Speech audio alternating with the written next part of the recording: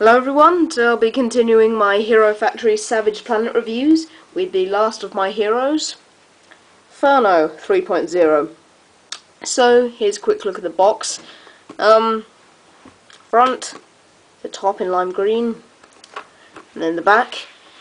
Got to combine it with Bulk to see his review. You can click on him.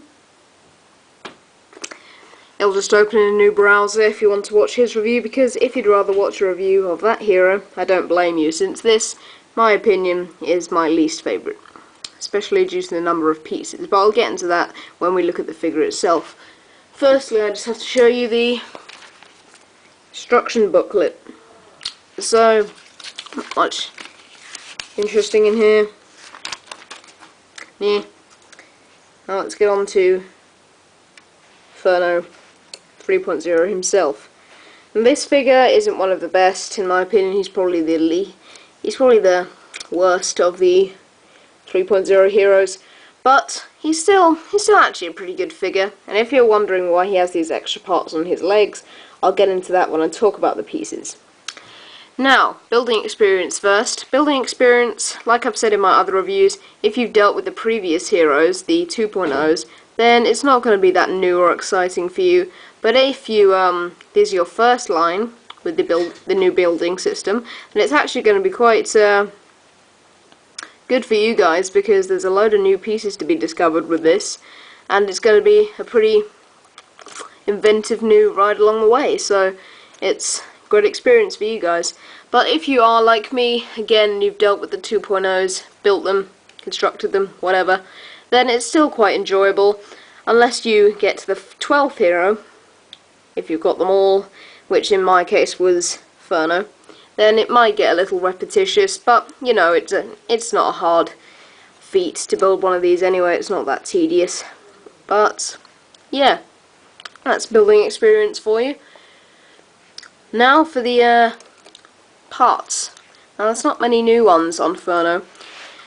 Only one to note on the legs, which come into this grey recoloured lower limb for all of the heroes. And I'll just talk about these now.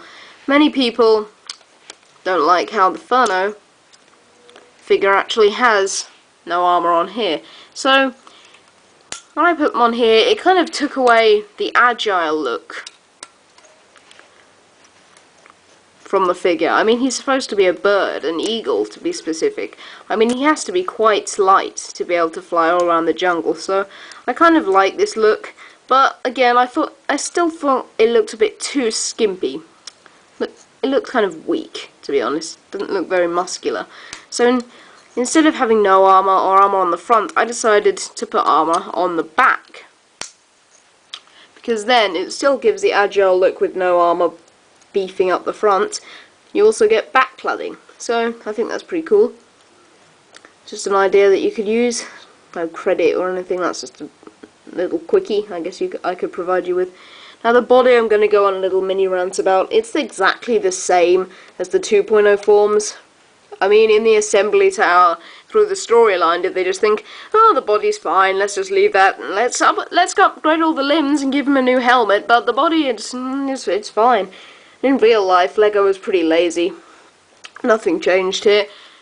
So the head, I actually do like quite a lot. Specifically, the helmet. Head we've seen before. Now, you can see it's very detailed. Like all the heroes, it's got the bubbly circle pattern on the top. It's very flat. And the beak, quite streamlined, going up to where the tip is, right there. Very nice eye holes. They look very like a bird's. Very nice.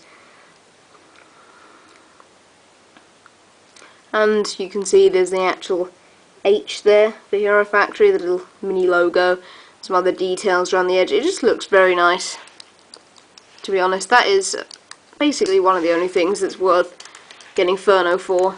As a figure himself, he's not the best. Now we've got some more new pieces on his arms here. They're not exclusive to him though. They've been in 4 sets throughout this line. Rawjaw, Scorpio, and Witch Doctor along with this guy. But that's another story for another review. Here they are.